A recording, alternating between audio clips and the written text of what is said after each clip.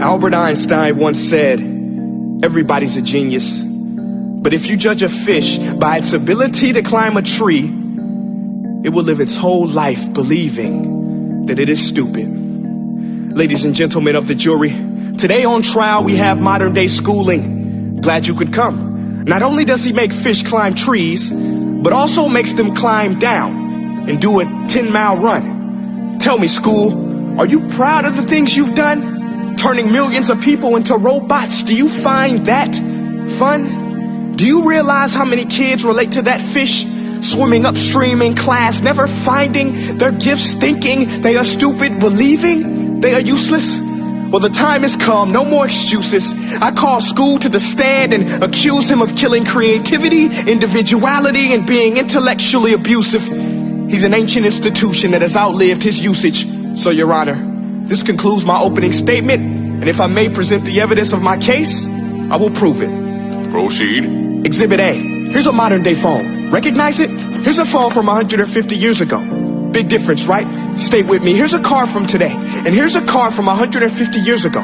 Big difference, right? Well, get this. Here's a classroom of today, and here's a class we used 150 years ago. Now, ain't that a shame? In literally more than a century, nothing has changed. Yet you claim to prepare students for the future? But with evidence like that, I must ask, do you prepare students for the future or the past? I did a background check on you and let the record show that you were made to train people to work in factories, which explains why you put students in straight rows, nice and neat, tell them sit still, raise your hand if you want to speak, give them a short break to eat, and for 8 hours a day, tell them what to think. Oh, and make them compete to get an A letter which determines product quality, hence grade A of meat. I get it. Back then, times were different. We all have a past. I myself am no Gandhi. But today, we don't need to make robot zombies. The world has progressed. And now we need people who think creatively, innovatively, critically, independently, with the ability to connect. See, every scientist will tell you that no two brains are the same. And every parent with 2 or more children will confirm that claim. So please explain why you treat students like cookie cutter frames or snapback hats, giving them this one-size-fits-all crap. Watch your language. Sorry, Your Honor, but if a doctor prescribed the exact same medicine to all of his patients, the results will be tragic. So many people would get sick, yet when it comes to school, this is exactly what happens, this educational malpractice, where one teacher stands in front of 20 kids, each one having different strengths, different needs, different gifts, different dreams, and you teach the same thing the same way? That's horrific. Ladies and gentlemen, the defendant should not be acquitted. This may be one of the worst criminal offenses ever to be committed. And let's mention the way you treat your employees. Objection. Overruled. I want to hear this. It's a shame. I mean, teachers have the most important job on the planet, yet they're underpaid? No wonder so many students are short-changed. Let's be honest. Teachers should earn just as much as doctors, because a doctor can do heart surgery and save the life of a kid. But a great teacher can reach the heart of that kid and allow him to truly live. See, teachers are heroes that often get blamed, but they're not the problem.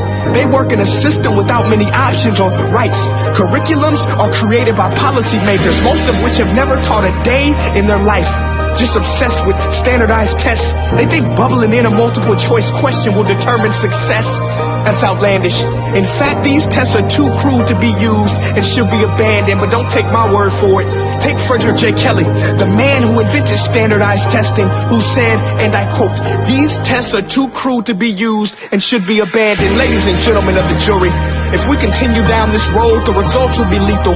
I don't have much faith in school, but I do have faith in people.